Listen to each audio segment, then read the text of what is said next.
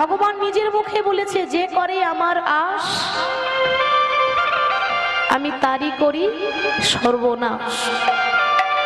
মাগো, দেখবেন যারা ভক্ত জীবনে কোনোদিন কারো ক্ষতি করে না, জীবনে কোনোদিন কারো অন্যায় করেনি, সৎ পথে চলে, সৎ কথা বলে, জীবনে যত দুঃখ কষ্ট জ্বালা যন্ত্রণা ভগবান তাদেরকে দিয়েছে। কষ্ট কাদের হয়? পাপীদের কষ্ট হয় না, কষ্ট হয় ভক্তের। জীবনে যন্ত্রণা হয় ভক্তদের, ভালো মানুষের কপালে কষ্ট, পাপীদের নয়। তাহলে ভগবান বলছে, যে আমাকে ভালোবাসবে আমার প্রথম কাজ হচ্ছে তাকে রাস্তার কাঙাল করে দাও। তাতেও যখন শান্তি হয় না, আমার দ্বিতীয় কাজ হচ্ছে তাকে রাস্তার ভিখারি করে দেওয়া। তবু যদি না ছাড়ে আমার পাঁচ, তারপর হই আমি তার দাসের অনুদাস। রাবণ দেখছে আমি যদি সৎ রাস্তায় হাঁটি তাহলে এ জন্মে তো ভগবানের দেখা পাবো না, কিন্তু আমি যদি অসৎ পথে হাঁটি অন্তত ভগবানের কৃপা পাই বা না পাই, ভগবানের হাতে আমার মরণ তো হবে। আর ভগবানের হাতে মরণ হওয়ায় কি কম ভাগ্যের ব্যাপার? বহু জন্মের ভাগ্য থাকা চাই তবে ভগবানের হাতে মৃত্যু হয়। তাহলে আমি সৎ রাস্তায় হাঁটবো না, আমি অসৎ রাস্তায় হাঁটবো, মানে একটু ঘুরে যাব, তবু ভগবানকে আমি ছাড়বো না। ওই জন্য রাবণ লড়াই করে ভগবানের সঙ্গে লড়াই করে যুদ্ধ করে ভগবানকে সে পেতে চায়। তাহলে রাবণ মনে মনে ভালোবাসে কিন্তু কাউকে বলে না, কাউকে বোঝাতে চাই না। তাহলে ওরে লক্ষণ, তুই রাবণের কাছে যা, কিছু নীতি কথা কিছু জ্ঞানের কথা শিখে আয়। লক্ষণকে যখন রাম পাঠিয়েছে না বাবা, লক্ষণ গিয়ে দেখছে কি না রাবণ বিছানায় শুয়ে আছে, অসুস্থ তো, আর সময় নেই, নিদানকাল চলে এসেছে। লক্ষ্য করুন মা কথাগুলো। লক্ষণ তখন রাবণের মাথার কাছে এসে বলছে, লক্ষণ। লক্ষণ যেই না রাবণের কাছে এসেছে, একটু লক্ষণের একটু অহংকার ছিল বাবা। কিসের অহংকার? না আমি রামের ভাই লক্ষণ, এই একটা অহংকার সারা জীবনই লক্ষণের ছিল। তাই যেই না দেখছে রাবণ শয়নে আছে, অসুস্থ, আর সময় নেই, সঙ্গে সঙ্গে ডাক দিয়েছে রাবণ। রাবণ একবার চোখটা খুলে বলছে, কে? আমি লক্ষণ এসেছি। আর যেই না বলেছে লক্ষণ এসেছি, রাবণ আর কিছু না বলে সঙ্গে সঙ্গে চোখটা বন্ধ করে আবার শুয়ে পড়ল। লক্ষণ তখন মনে মনে ভাবছে, ও তাহলে আমাকে অপমান করা হলো। সঙ্গে সঙ্গে রামের কাছে এসে বলছে, দাদা তুমি না আমায় বলেছিলে যে রাবণের কাছে গিয়ে কিছু নীতি কথা শিখে আয়। আমি রাবণের কাছে গেলাম, রাবণের এত বড় আসপদ্ধা, সে কিনা আমার সঙ্গে কথা বললো না, আমাকে অপমান করে চুপচাপ বরং ঘুরিয়ে আবার শুয়ে পড়লো। রাম বলছে, লক্ষণ তুই যে রাবণের কাছে গিয়েছিলিস, তো রাবণের কোন দিকে দাঁড়িয়েছিলিস? দাদা আমি রাবণের মাথার দিকে দাঁড়িয়েছিলাম, ওইটাই হলো তোর জীবনের ভুল। কেন জানিস? কারোর কাছে কিছু শিখতে গেলে তাকে গুরু মনে করে তার চরণ তলে গিয়ে বসতে হয়। আর তোর এত অহংকার যে তুই রাবণের মাথার দিকে দাঁড়িয়েছিস, কি করে জ্ঞানের কথা শিখবি ভাই? ঠিক তো বাবা? লক্ষণ আবার ঘুরিয়ে গেছে। লক্ষ্য করুন, লক্ষণ ঘুরে গিয়ে আবার রাবণের পায়ের তলায় এসে বলছে, রাবণ শুনেছি নাকি তোমার অনেক জ্ঞান, শুনেছি নাকি তুমি বড় পণ্ডিত, তোমার মতো বড় পণ্ডিত আর কেউ নেই, জ্ঞানী কেউ নেই, তো কিছুক্ষণ পর তো মরেই যাবে, তো মরে যাওয়ার আগে কিছু জ্ঞান আমাকে দিয়ে যাও। রাবণ বিছানায় পড়ে আছে, বলে উঠল লক্ষণ, ওরে তুই বড্ড দেরি করে ফেললি রে। কেন জানিস? আমি ভেবেছিলাম আমার মধ্যে যা জ্ঞান আছে আমি চলে যাওয়ার আগে সবকিছু তোকে দিয়ে যেতে চাই, কিন্তু তোর দাদা আমাকে সেই সময়টা দিল না। আমার হাতে সময় নেই, খুব কম সময়। তো জ্ঞানের কথা যখন শিখতে এসেছিস, একটা কথা বলবো, শুভস্র শীঘ্রম।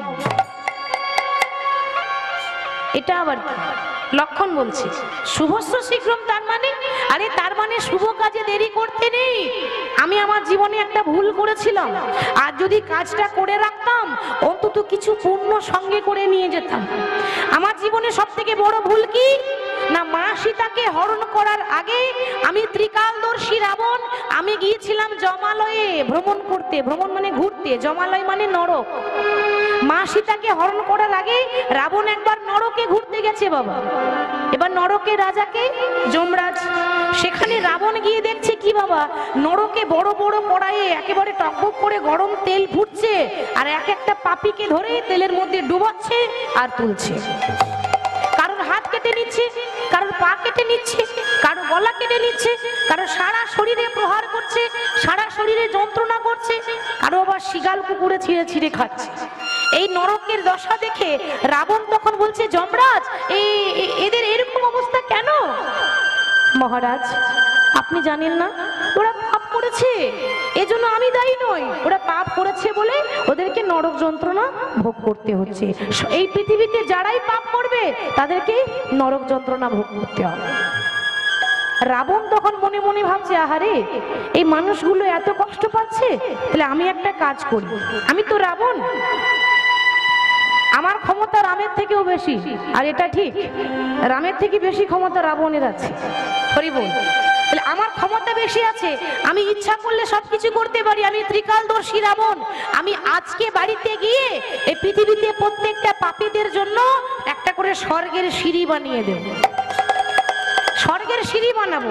বাবা ভালো কাজ যখন আপনার মন বলবে যে আমি ভালো কিছু করব, তো সিদ্ধান্ত নেবেন যে হ্যাঁ করব তো করব, কারণ মন পাল্টাতে দেরি লাগে না, তাই না?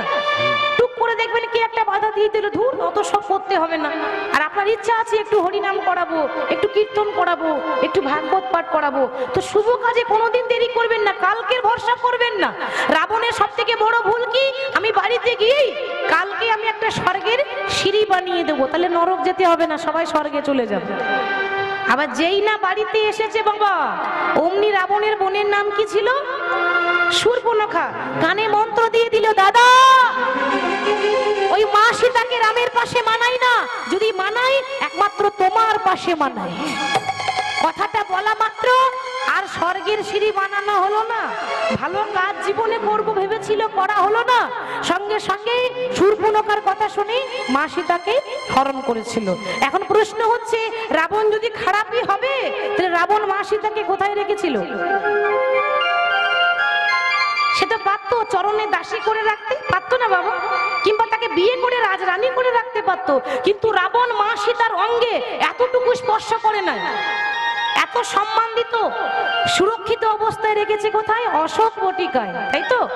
যে জায়গায় রেখেছিল মা সীতাকে, অশোক মানে কোনো শোকের ছায়া লাগবে না, কোনো দুঃখ নেই, কোনো জ্বালা নেই, একেবারে সুরক্ষিত অবস্থায় এত সম্মান দিয়ে রেখেছিল বাবা।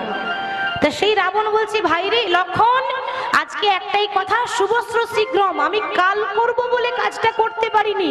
জীবনে কোনোদিন ভালো কাজ যদি করব মনে করিস, তাহলে তাড়াতাড়ি করবি, কালকের ভরসা করবি না। কাল হবে এটা নয়, আজ হবে তো এখনই হবে, এটা কিন্তু মনে সংকল্প নিতে হবে। লক্ষণ বলছে, রাবণ আমার জীবনের সব থেকে বড় ভুল, আমি তোমাকে চিনতে পারি না। ভেবেছিলাম তুমি একটা মূর্খ, ভেবেছিলাম তুমি একটা অজ্ঞানী, কিন্তু তুমি প্রমাণ করে দিলে তোমার মতো জ্ঞানী মানুষ কেউ নেই, আর তোমার মতো ভক্ত কেউ নেই। বলি দাও দাও চরণ তুমি বাড়াইয়ে দাও, নিতাই গৌর হরি হরি বাড়াইয়ে দাও। বলি দাও দাও চরণ তুমি বাড়াইয়ে দাও, দাও দাও চরণ বাড়াইয়ে দাও। তোমার চরণে দুটো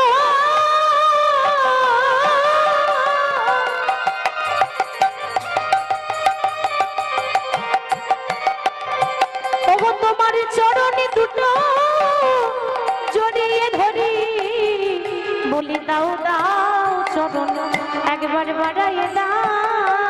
তোমার চরণ দুটো জড়াইয়ে ধরি, দাও দাও চরণ বাড়াইয়ে দাও।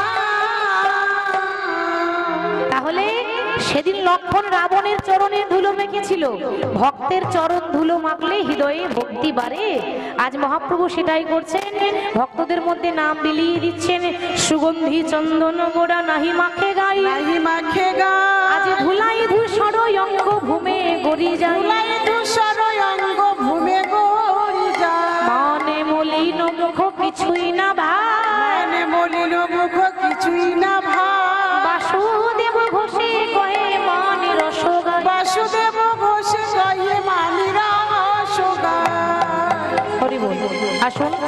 আমরা এবার বৃন্দাবনে যাব, লীলায় যাব, কারণ সময় তো এমনিতে অনেকটা অতিবাহিত হয়েছে, তাই ছোট করে গৌরচন্দ্রিকা করে নাও। এবার বৃন্দাবন যাব, আস্বাদন করব মালিনী বেশে মিলন। আমার সঙ্গে কে কে বৃন্দাবন যাবেন একটু হাত তুলে দেখান। বাবা আপনি যাবেন না? যাবে তো বাবা হাত তুললো না কিন্তু। হরি বল। আর পেছনে আপনারা যাবেন না? সবাই যাবেন? তা কি করে যাবেন এত রাত্রে? তো কিসে করে যাওয়া যাবে তাহলে? টুকটুকিতে? টুকটুকি আবার কি? ও টোটো, বুঝেছি বুঝেছি। না না, টোটো করে যাওয়া যাবে না, এত রাত্রে মন নিয়ে যেতে হবে, ঠিক তো? তাহলে বৃন্দাবন যেতে গেলে কার নাম গাইবো? রাধার নাম। কেন? বৃন্দাবনী ভগবান কৃষ্ণ, তাহলে সবাই রাধার নামটা করে কেন? তার কারণ বাবা, রায় কৃপা ছাড়া কবু কৃষ্ণ কৃপা নয়, এটা লোক মুখে কথা নয়, শ্রীমদ ভাগবত গীতায় কয়। রাধা কৃপা না করলে কৃষ্ণ কৃপা করবে না, ওই জন্য রাধার নাম করবো। বলিয়ে রাধা রানী কি জয়, বৃন্দাবন ধাম কি জয়, বাঁকে বিহারী লাল কি জয়, সকল ভক্ত বৃন্দ কি জয়, হরিবাসর কমিটি কি জয়, যারা যারা ঘুমাচ্ছে তাদের কি, তাদেরও জয়, তাদেরও জয়। দেখেছেন? বলছে যারা ঘুমাচ্ছে তাদেরও জয়। তবে কি জানেন তো, বৃষ্টি হয়েছে, ঘুমটা ভালো হবে। তবে কেউ যদি ঘুমাচ্ছেন, অনেকে মানে ঢুলু ঢুলু করছে, আর অনেকে ঢুলে পড়ে গেল, তো ঘুমাচ্ছেন ঘুমান, দয়া করে হাঁ করে ঘুমাবেন, তাহলে কিন্তু গন্ডগোল আছে। কেমন? তা চলুন বৃন্দাবন যাই, আমার সঙ্গে গাইতে গাইতে, কেমন? রাধা নাম করতে করতে যাব। রাধা রাধা রাধা রাধা রাধা রাধা রাধা বলো ওরে মন। হাত তুলে যদি যাবি মধুর বৃন্দাবন। রাধা রাধা রাধা রাধা রাধা রাধা রাধা বলো ওরে মন, যদি যাবি মধুর বৃন্দাবন। রাধা রাধা রাধা বলো ওরে মন, যদি যাবি মধুর বৃন্দাবন।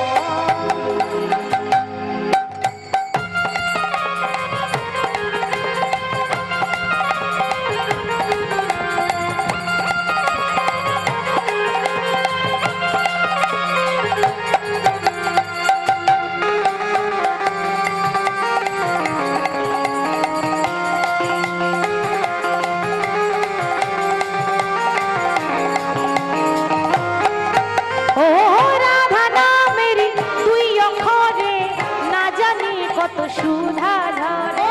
রাধা নামের তুই অক্ষরে না জানি কত সুধা ঝরে। ওই পেছনে মায়েদের বলছি, দিনের বেলায় সেবা শান্তি ভালো হয়নি নাকি? হ্যাঁ, ওই জন্য ভোল্টেজটা কম লাগছে, তবে আমাদের সেবা খুব ভালো হয়েছে। হরি বল। আজকালকার ভক্তদের এই করতালি গুলো হয়ে গেছে বাবা প্লাস্টিকের করতালি, সাউন্ড হয় না, দেখেছেন? এই করতালি অনেকে দিচ্ছে কিন্তু সাউন্ড পাচ্ছেন? কি করে দিচ্ছে বলুন তো? এই হাত বোলালে চলবে না, একটু জোরে জোরে দিতে হবে, আশেপাশে গ্রামের লোক যেন শুনতে পায় যেখানে কীর্তন হচ্ছে। দেখি সবাই হাত তুলে, রাধা নামের তুই অক্ষরে না জানি কত সুধা ঝরে।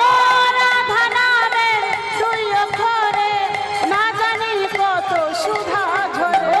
রাধা নামের তুই অক্ষরে না জানি কত সুধা ঝরে। ও রাধা নামের তুই অক্ষরে না জানি কত সুধা ঝরে। রাধা নামের তুই অক্ষরে না জানি কত সুধা ও রাধা রাধা রাধা রাধা ও রাধা রাধা রাধা বলে ওরে মন, যদি যাবি মধুর বৃন্দাবন। ও রাধা রাধা রাধা রাধা বলো ওরে মন, ওরে মন যাবি মধুর বৃন্দাবন। ও রাধা রাধা রাধা রাধা বলো ওরে মন, ওরে মন যাবি মধুর বৃন্দাবন।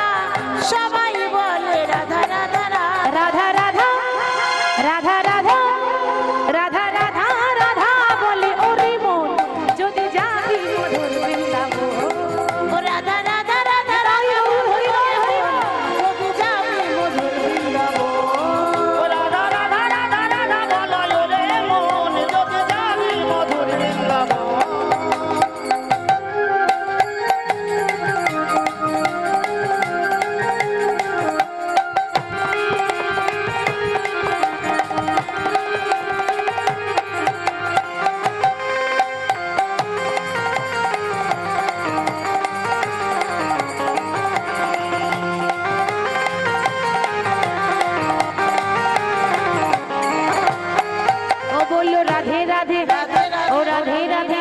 আস্তে আস্তে অনেক হয়েছে, আর গাইতে হবে না। এবার আমার লক্ষ্মী মায়েরা গাইবেন। গাইবেন তো মা? বেশ, বাবারা গাইবেন, মায়েরা গাইবেন। করতালি দিয়ে আমি যাই বলি না কেন আপনারা একটাই কথা বলবেন, রাধে রাধে। হবে তো? বেশ, বাহ, খুব সুন্দর সুন্দর। দেখুন মা, হাতগুলো গুটিয়ে রাখলে হবে না, হাতগুলো বের করতে হবে। ওই পেছনে সবাই কিন্তু, হ্যাঁ, যার যার হাত আছে তুলুন, যার নেই তোলার দরকার নেই। হাত আছে আপনাদের, দেখি হাত তুলুন। বাহ, খুব সুন্দর। বলুন রাধে রাধে ও রাধে রাধে। বৃন্দাবন মে केशीघाट में, आस्ते बजाओ। वृंदावन में केशीघाट में बंशीवन में, अरे गली गली में कुंज गली में निधुवन में राधे राधे, मधुबन में राधे राधे, तालवन में राधे राधे, भंडीरवन में राधे राधे, दादिशवन में राधे राधे, केशीघाट में राधे राधे, बंशीवन में राधे राधे, श्यामकुंड में राधे राधे, राधा कुंड में राधे राधे, प्रेम से बोलो, राधे राधे, भाव से बोलो, राधे राधे, हाथ उठा के राधे राधे, ताली बजा के राधे राधे, जोर से बोलो, राधे राधे, और जोर से, राधे राधे, और जोर से, राधे राधे, और जोर से, राधे राधे ओ राधे राधे ओ राधे राधे ओ राधे राधे राधे राधे, राधे राधे राधे राधे, राधे राधे राधे ओ राधे राधे राधे राधे राधे राधे राधे राधे। बोलिए राधा रानी की जय। হ্যাঁ, এবার 11,000 হয়েছে ভোল্টেজটা। ওরে রাখালে রাজা বলে দে না কোথায় বৃন্দাবন, শ্যামী কুণ্ড রাধা কুণ্ড গিরি গোবর্ধন। ওরে রাখাল রাজা আমায় বলে দে না কোথায় বৃন্দাবন, শ্যামী কুণ্ড রাধা কুণ্ড গিরি গোবর্ধন। ওরে রাখালি রাজা একবার বলে দে না, বল কোথায় বৃন্দাবন, শ্যামী কুণ্ড রাধা কুণ্ড গিরি গোবর্ধন। ওরে রাখাল রাজা বলে দে না কোথায় বৃন্দাবন, শ্যামী কুণ্ড রাধা কুণ্ড গিরি গোবর্ধন।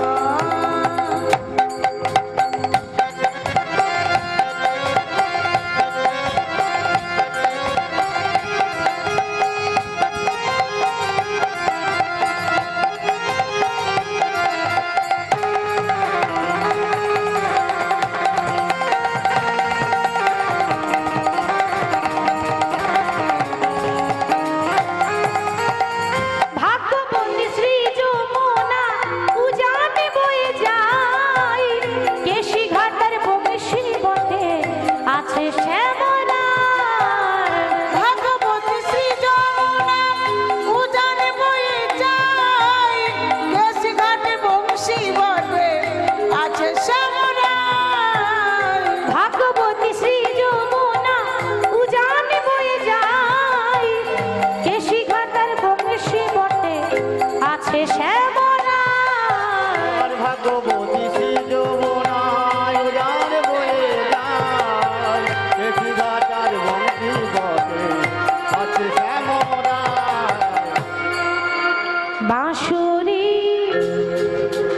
বাঁশুরি বাঁশুরি বাজাই রে কালা, বাঁশুরি বাজায় শ্যামী কুণ্ডে রাধা কুণ্ডে বসে শ্যামরা। ওরে বাঁশরি বাজাই বাঁশরি বাজাই, শ্যামী কুণ্ডে রাধা কুণ্ডে বসে শ্যামরা। ওরে বাঁশুরি বাজাই রে কালা, বাঁশুরি বাজায় শ্যামী কুণ্ডে রাধা কুণ্ডে বসে শ্যামরা। বাঁশরি বাজাই রে কালা, বাঁশরি বাজাই, শ্যামী কুণ্ডে রাধা কুণ্ডে বসে শ্যামরা। ওরে রাখালি রাজা বলে দে না কোথায়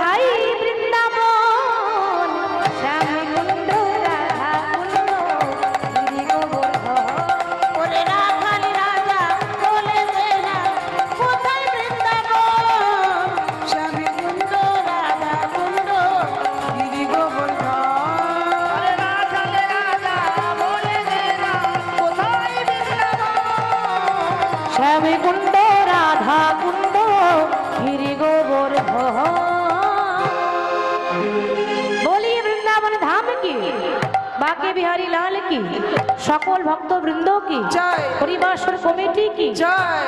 রাধারানী নাম করতে করতে আমরা বিষয়ে এলাম বৃন্দাবনে। যেহেতু বৃন্দাবনেই আছি, কারণ যেখানেই হয় নাম সংকীর্তন সেটাই বৃন্দাবন। কিন্তু আজকাল ভক্তদের আবদার বৃন্দাবন যেতে গেলে একটু ভজন গাইতে গাইতে আমরা যাব। সবই তো ভক্তদের জন্যই বাবা, মনোরঞ্জনের জন্য এগুলো, তাছাড়া আমরা বৃন্দাবনেই আছি, এটা হচ্ছে আসল কথা। তো মধুময় শ্রীধাম বৃন্দাবনে প্রাণ গোবিন্দ শ্রীদাম সুদাম দাম বসুদামকে সঙ্গে নিয়ে ভগবান খেলা খেলছেন।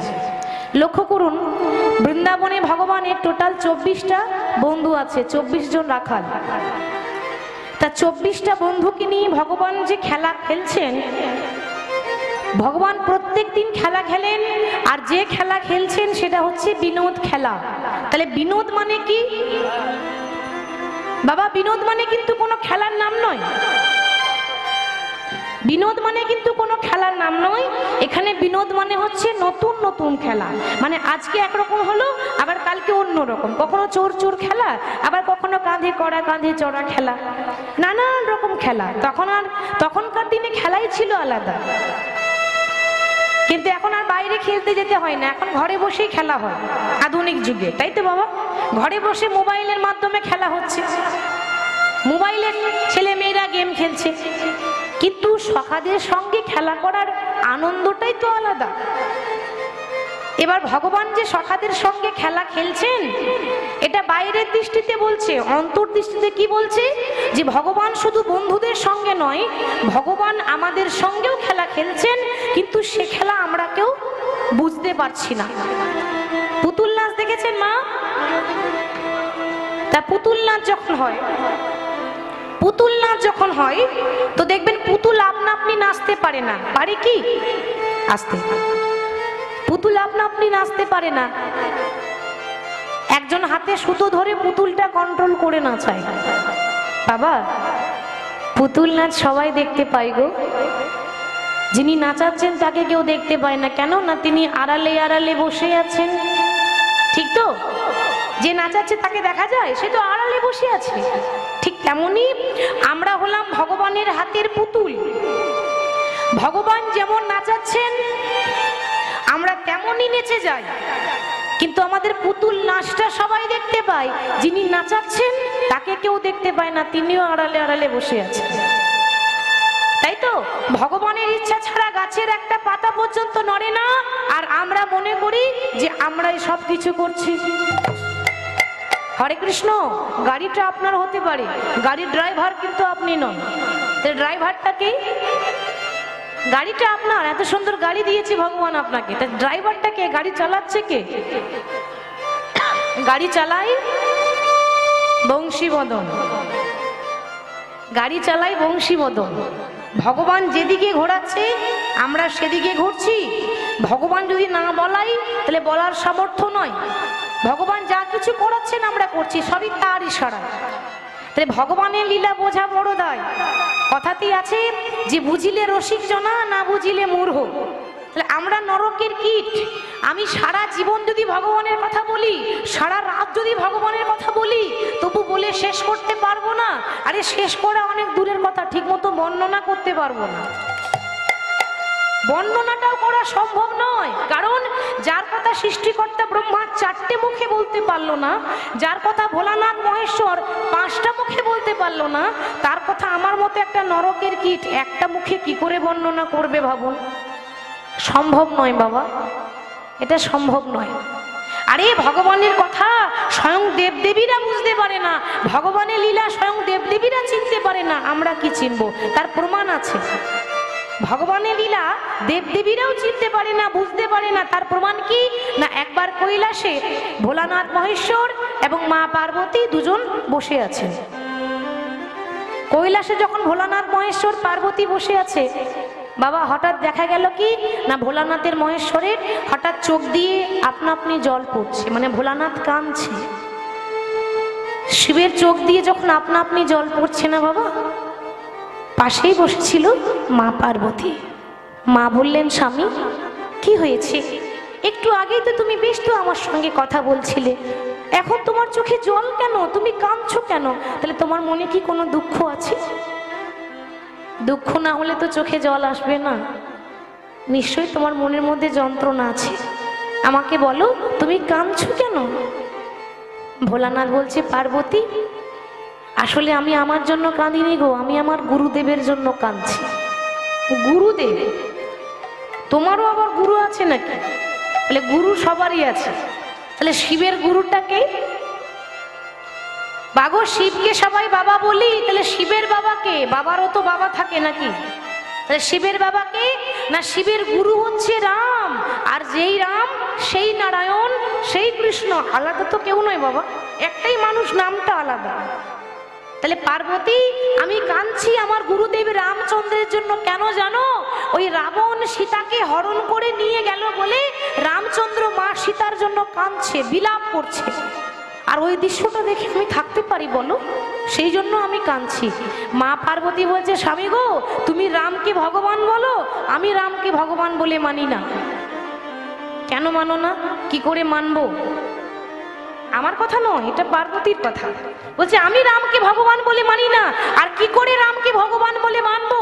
যে ভগবান হবে সে জানবে না যে আমার সীতা কোথায় আছে? কি বাবা জানবে না? তো রাম তো ভগবান, তাহলে সে তো জানে যে সীতা রাবণের কাছে আছে, তাহলে এরকম পাগলের মতো খোঁজার কি দরকার? ভোলানাথ বলছে, পার্বতী ও তুমি বুঝবে না, ওটা লীলা চলছে। রাম জেনেও অজানা, জেনেও খুঁজছে, এটা লীলা করছে। তো ওই লীলার মধ্যে তুমি যেন বাধা হয়ে দাঁড়িও না। পার্বতী বলছে, না গো, রাম যদি ভগবান হয় তাহলে আমি নিজে যাব পরীক্ষা করতে, আমি নিজে যাব পরীক্ষা করতে, আমি নিজে যাচাই করে দেখব রাম সত্যি সত্যি ভগবান নাকি মানুষ। এবার মা দুর্গা কি করেছে? মা না, স্বয়ং দেবী দুর্গা মা সীতার মতো শাড়ি পরেছে, মা সীতার মতো ঘোমটা নিয়েছে, মা সীতার মতো সেজে নকল সীতা সেজেছে। নকল সীতা সেজে বাবা রামচন্দ্রের সামনে এসে বলছে, প্রভু তুমি কেন কাঁদছো? আমার জন্য কাঁদছো দয়াময়? এই তো তোমার জানকী, মানে সীতার আরেক নাম ছিল জানকী, এই তো তোমার জানকী এসে গেছে। লক্ষণ বলছে, দাদা আর কেঁদো না, ওই দেখো আমাদের মা জানকী চলে এসেছে। মাগো সবার কাছে ফাঁকি দেওয়া যায়, ভগবানের কাছে ফাঁকি দেওয়া যায় কি? কোনোদিনও না। রামচন্দ্র বুঝতে পেরে মৃদু মৃদু হাসতে হাসতে এসে বলছে, জানকী? বলি ও জানকী, বলি কোথায় আমার সীতা? জানকী?